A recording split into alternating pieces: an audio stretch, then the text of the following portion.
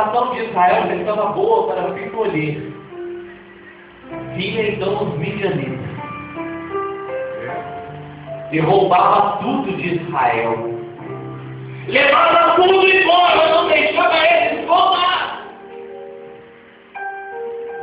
Até o povo de Israel se empobrecer de tal maneira. E aí diz de que os filhos de Israel então se lembraram daquele que dá a vida. Se lembraram daquele que tem todo o poder na sua mão e começaram a clamar a Deus. E começaram a clamar, começaram a provocar, falando: Deus, até quando? Os filhos de Israel começaram, sabe como, meu querido? Do mesmo jeito que você começou o seu dia hoje, dizendo: Deus, até quando eu vou passar por isso? Dizendo: Deus, até quando a minha luta vai continuar assim? Deus, até quando eu vou passar por essa luta? Deus, até quando a minha história vai continuar sendo de vergonha, de dor, de humilhação? O povo de Israel começou a provocar. Pastor, eu não estou entendendo. Eu quero já te dar, meu querido, a primeira dica para se provocar a Deus. Aqueles que provocam a Deus alcançam o milagre, alcançam. Mas a primeira maneira de provocar a Deus é orando, é clamando, é dizendo: Deus, até quando? É levando para Deus a sua necessidade, é levando para Deus o que você precisa, meu Deus. Deus, até quando? Deus, eu sou teu filho. Senhor, será que o Senhor se esqueceu de mim? Quantos de nós, meu filho, nós acordamos dia após dia com o sentimento de que as coisas é difícil só para a gente? Quantos de nós não amanhecemos falando: Deus, como diz o louvor do Sábio, parece que é difícil só para mim? Porque eu vejo o vizinho da direita, eu vejo o vizinho da esquerda, mas quando que está aí na minha vida, nada acontece diferente.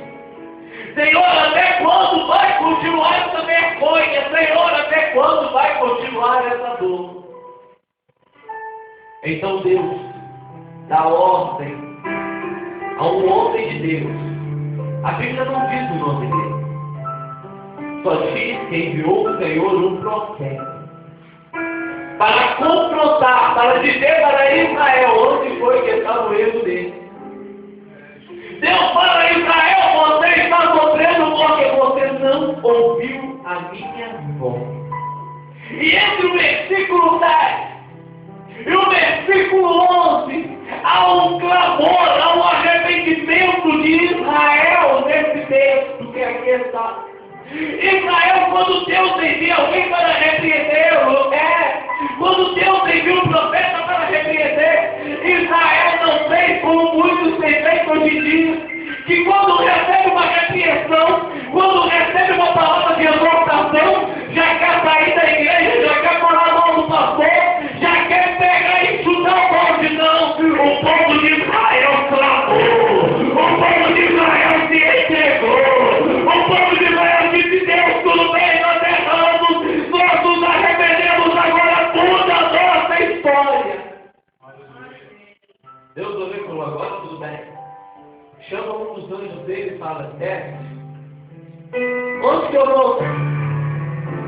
Você vai lá no lagar.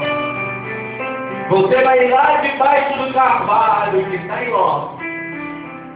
Tem um homem lá no lagar. Talvez eu possa pensar.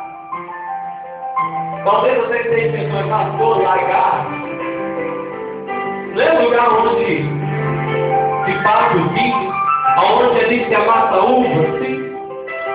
Só que este homem estava malhando trigo no lagar.